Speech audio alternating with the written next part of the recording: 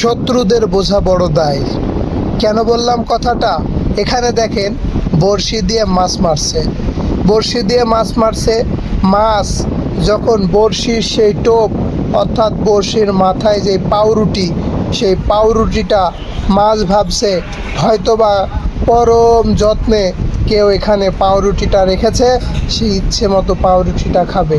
অথচ মাছ জানে না কেউ একজন ফাঁদ পেতে রেখেছে, বন্ধুর নামে কলঙ্ক হয়ে শত্রু হয়ে সে এসেছে। অর্থাৎ শত্রু চেনা বড় দায়।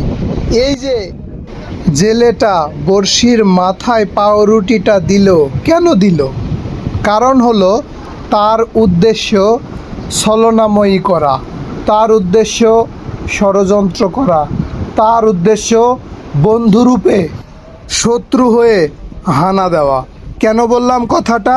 কারণ সে ওই যে বড়শির মাথায় পাউরুটিটাকে টোপ হিসেবে ব্যবহার করলো। টোপ বলতে যখন মাছেরা সেই পাউরুটিটা দেখবে তখন তারা চলে আসবে, বন্ধু ভেবে পাউরুটিটা খেতে আসবে। বন্ধু মনে করবে বন্ধু আমাকে কেউ পাউরুটিটা এগিয়ে দিয়েছে, আমি পাউরুটি খাবো।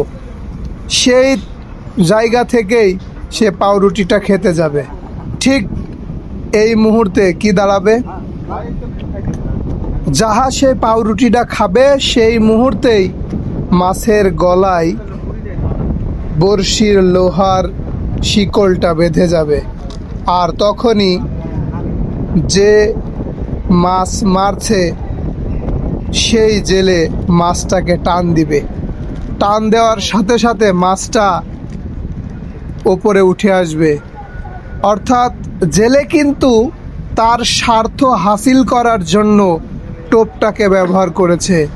মাছ সে টোপকে না বুঝে ভালো মানুষ মনে করে, পরম বন্ধু মনে করে জেলের জালে আটকে পড়ছে। অর্থাৎ জেলে এখানে বন্ধুর রূপ নিয়ে শত্রু তার জায়গায় দাঁড় করাইছে। অর্থাৎ এই জন্যই বলে বন্ধু চেনা বড় দায়। ভাই এই কথাটা কেন বললাম? কারণ হলো আমরা পৃথিবীর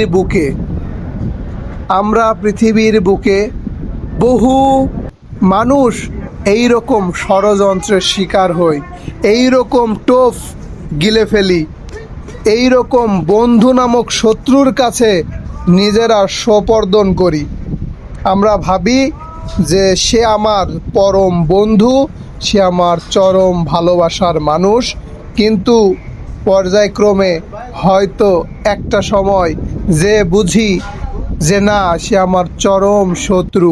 কিন্তু যেই মুহূর্তে আমি বুঝি সে বন্ধু না শত্রু, সেই মুহূর্তে মাছের যেমন গলায় সেই লোহার দম্ভটা আটকে যে মাছ লাস্ট পর্যন্ত জেলের জালে ধরা পড়ে মারা যায়, আমরাও সেম কাহিনীটা হয়ে যায়। তাই শত্রু চেনা বড় দায়।